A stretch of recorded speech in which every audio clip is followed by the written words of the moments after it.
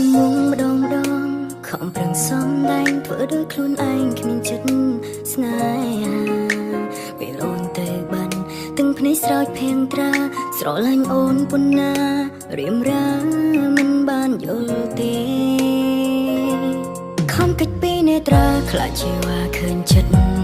មិនឲ្យអូនអានិនស្នេហ៍បងភ្លេងគេចង់ឲ្យបងឈឺចាប់ឈឺម្នាក់ឯងបានទេ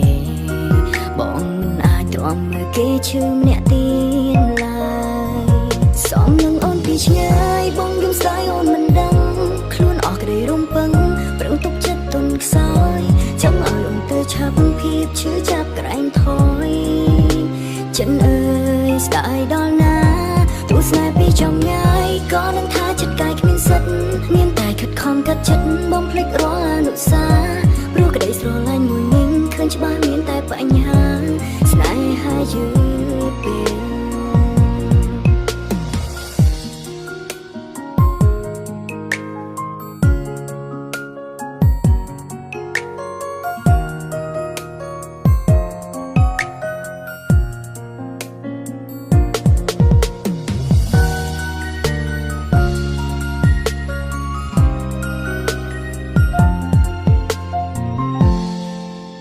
ជួមុំម្ដងខំប្រឹងសំដែងធ្វើដោយខ្លួនឯងគ្មានចិត្ត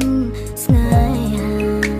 ពេលអូនទៅបានទាំងភ្នែកស្រោចភៀងត្រាស្រឡាញ់អូនប៉ុណ្ណារៀមរាមិនបានយល់ទេខំកិច្ចពីនេត្រាខ្លាចជាว่าឃើញចិត្តមិនឲ្យអូនអានិនស្នេហ៍បងភ្លេងគេចង់ឲ្យបងឈឺចាប់ឈឺម្នាក់ឯងបានទេបងមិនអាចទ្រាំមើលគេឈឺម្នាក់ទៀតឡើយ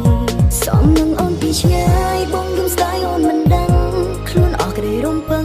ប្រឹងទុកចិត្តទន់ខ្សោយចង់ឲ្យអូនទៅឆាប់ភាពឈឺចាប់ក្រែងថយចិនអើយស្ដាយដល់ណាទស្សនាពីចំងាយក៏នឹងថាចិត្តកាយគ្មានសិទ្ធមានតែខិតខំកាត់ចិត្តបំភ្លេចរាល់អនុសាព្រោះក្តីស្រឡាញ់មួយញឹងឃើញច្បាស់មានតែបញ្ហាស្នេហាយឺតពេលសំនឹងអូនពីឆ្ងាយបងយំស្ដាយអូនមិនដឹងខ្លួនអស់ក្តីរំពឹងប្រឹងទុកចិត្តទន់ខ្សោយចង់ឲ្យអូនទៅឆាប់ភាពឈឺចាប់ក្រែងថយ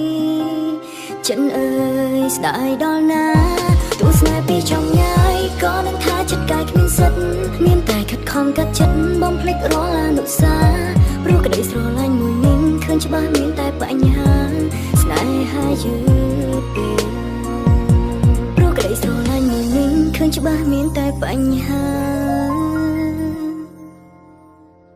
ស្នេហាយឺតពេល